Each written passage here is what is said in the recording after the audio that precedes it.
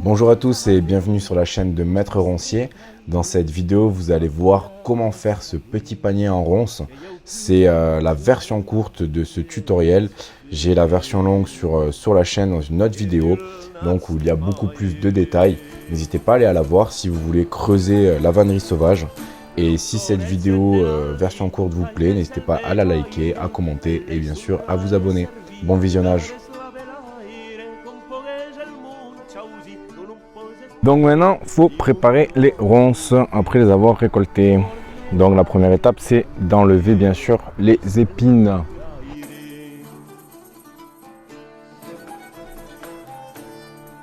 Ensuite, une fois la ronce bien propre comme ça, sans épines, on va pouvoir commencer à créer les éclisses. Voilà. Donc le but c'est de la fendre en deux et ensuite c'est juste un jeu avec le poignet. On va pousser la ronce vers là et le couteau lui il fait juste ça, ça ou ça. Et en fait c'est le but c'est de rester centré.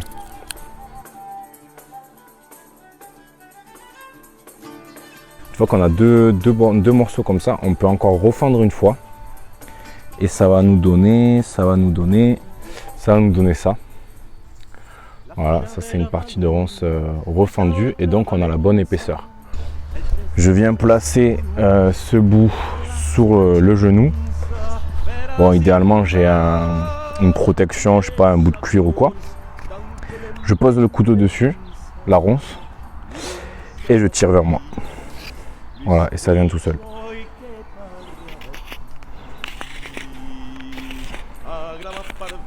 Voilà, je peux la travailler comme je le souhaite. Et à la fin, j'ai ça, c'est mon éclisse, c'est le résultat. Et ça va me permettre de tresser mon panier.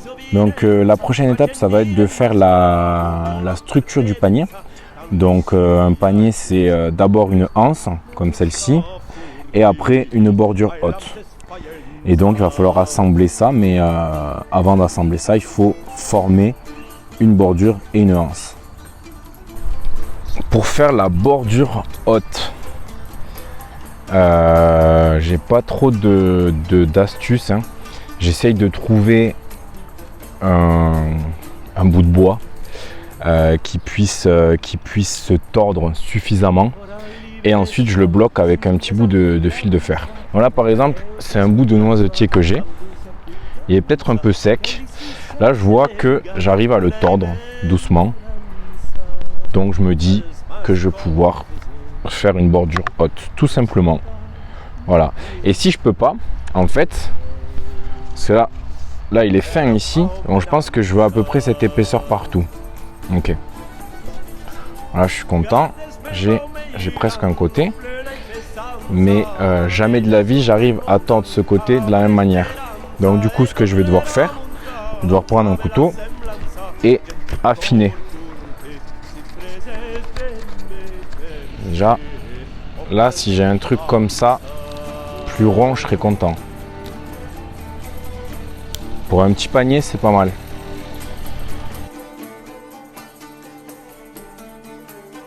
Et là, c'est pas mal du tout. C'est pas mal du tout. Je vais mettre un bout de fil de fer. Là, je vais remettre un fil de fer ici. Et comme ça, je pourrais affiner avec le couteau ce côté-là.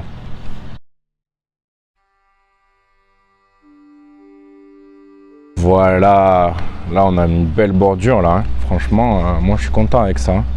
L'étape suivante c'est de faire une bordure comme celle-ci, non pardon, pas une bordure, une anse comme celle-ci. Ça c'est une anse torsadée, donc là vous avez un brin, il faut imaginer que c'est un brin de sol ou peu importe. Il faut un truc assez épais, voilà comme on voit là, et souple tout simplement. Et après, c'est ce qui fera que c'est solide, quoi. Donc, peu importe ce que c'est, il faut que ce soit souple et assez épais. Et donc, après, on va... Bon, avec le genre, je sais pas ce que ça va donner, mais en gros, on va le... Ouais, ça va donner pas grand-chose, mais il faut imaginer que c'est rond, comme ça. Hop. On va l'enrouler. On va enrouler un brin sur lui-même. Comme ça. Et puis, pour solidifier... En tout cas, moi, c'est ce que je fais. Mais bon, je sais pas si c'est la bonne méthode. Je recommence à un endroit où, à la fin du brin, et je continue d'enrouler comme ça. Et petit à petit, ça va faire un truc plus rond et ça va s'équilibrer et ça va être solide. Bon, avec du jonc, c'est très facile, hein.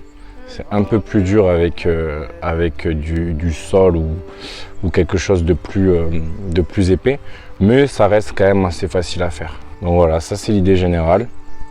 Là j'ai une anse en jonc. Donc maintenant, on a notre bordure haute, on a notre anse. Il nous manquera évidemment des éléments, mais là c'est l'étape qui vient après avoir fait la bordure et puis après avoir fait la anse. Voilà, là déjà on a la structure, on peut imaginer un petit peu à quoi va ressembler notre panier. Là on va devoir faire ce qu'on appelle l'œil de Dieu ou l'œil du vannier. Je ne sais pas s'il y a d'autres noms, mais en gros ça va être un nœud, on va dire, un nœud spécial pour tenir la anse et la bordure, et également pour y rajouter des côtes, parce qu'évidemment au panier là, le panier il manque plein de choses, il manque des côtes qui vont venir se mettre ici. Voilà, ça sera la prochaine étape. Donc, on va faire l'œil de Dieu. Alors en fait ça démarre toujours par une croix, donc je me mets derrière, je passe d'un côté, hop, je passe par-dessus tous les montants et je repasse.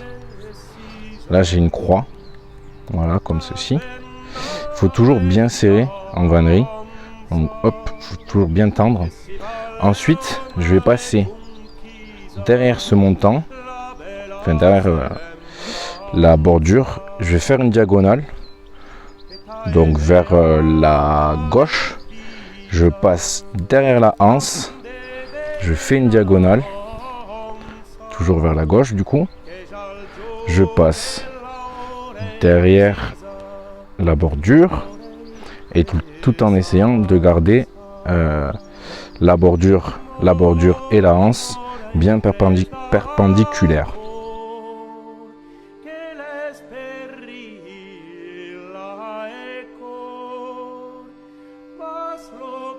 Quand j'arrive vers la fin, là je vais repasser celui-ci dans le dernier.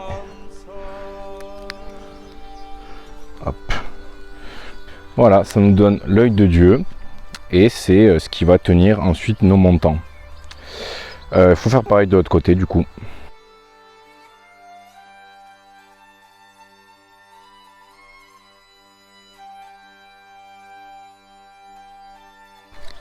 Voilà, on a les deux œils de Dieu, donc ça va former la structure principale du panier.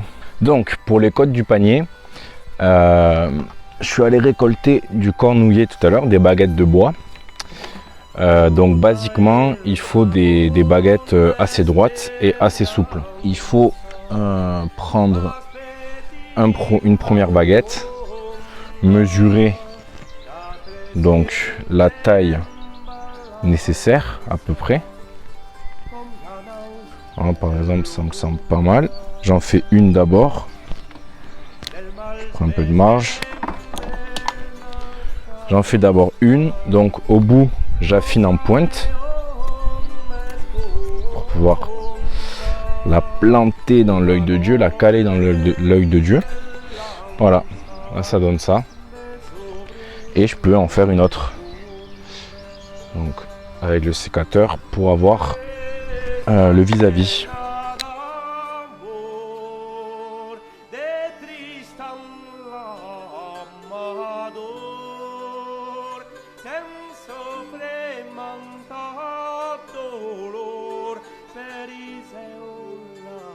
Donc voilà, là c'est le panier avec sa structure non pas finale, pardon, parce qu'on va rajouter des côtes au fur et à mesure.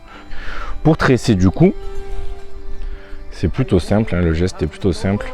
On prend une ronce, donc ensuite voilà, je passe dessous la bordure Et à chaque fois que je passe dessous un des montants, une bordure ou quoi que ce soit, ben, je repasse dessus le suivant.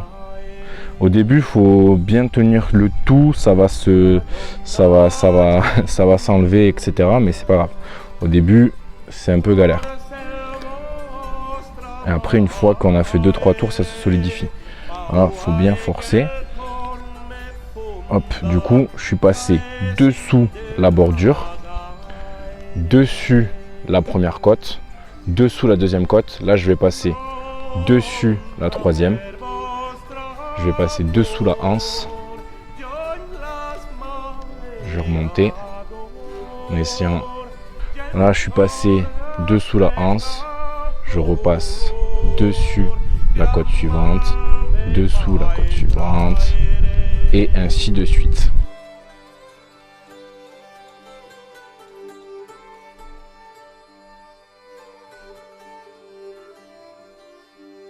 Une fois qu'on a fait un petit peu le départ de ce côté-là, faut attaquer ce côté-là.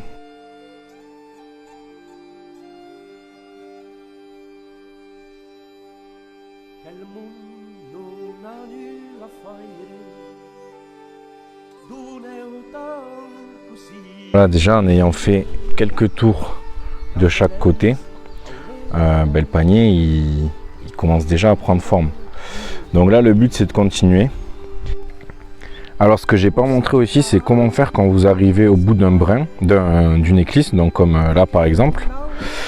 En fait, il faut donc reprendre une autre éclisse, passer au même endroit que l'éclisse que l'on veut remplacer, donc comme ça, par-dessus. Hop. Donc là, je suis passé par-dessus cette éclisse là, et ensuite on continue le tressage comme ça en fait. Et là on continue à tresser.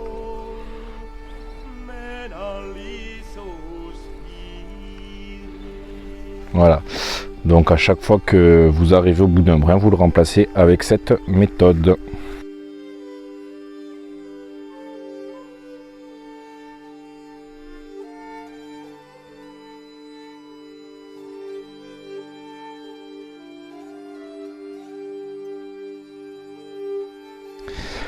Là, il va falloir qu'on... Donc vous voyez, le tressage avance des deux côtés de manière simultanée.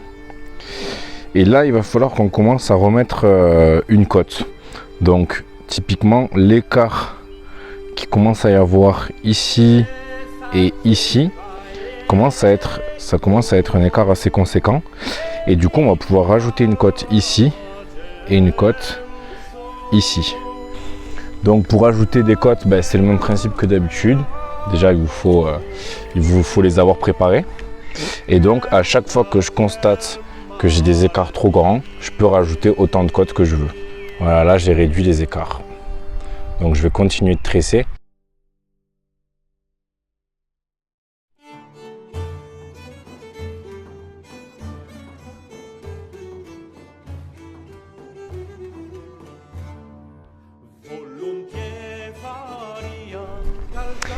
Donc là par exemple, on peut déjà voir que l'écart qu'il y a ici, ça va pas être le même que l'écart qu'il y a ici. Donc on peut voir que cette cote elle va être un peu problématique. Du coup, ce que je peux faire, je peux continuer le tressage. Normalement.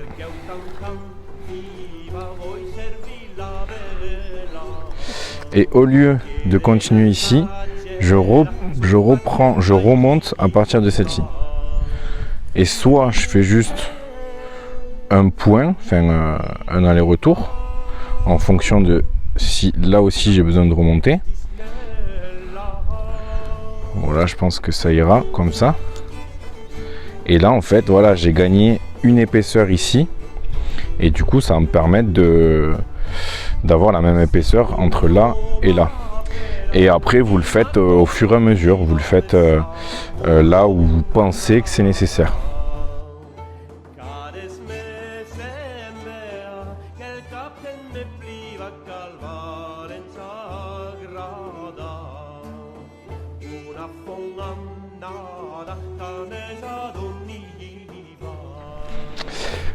Donc voilà, là le panier il est fini, hein, il est quasiment fini, il reste 1% de travail. Et là la dernière étape, donc c'est une étape assez facile et plutôt subjective, c'est d'enlever tous les petits, c'est de le rendre propre. Donc d'enlever tous les petits rejets comme ça. Merci d'avoir regardé la vidéo. Comme je le disais en début de vidéo, la version longue est disponible sur la chaîne avec beaucoup plus de détails. N'hésitez pas à liker, à commenter si vous avez apprécié celle-ci. Et rendez-vous dans une autre vidéo.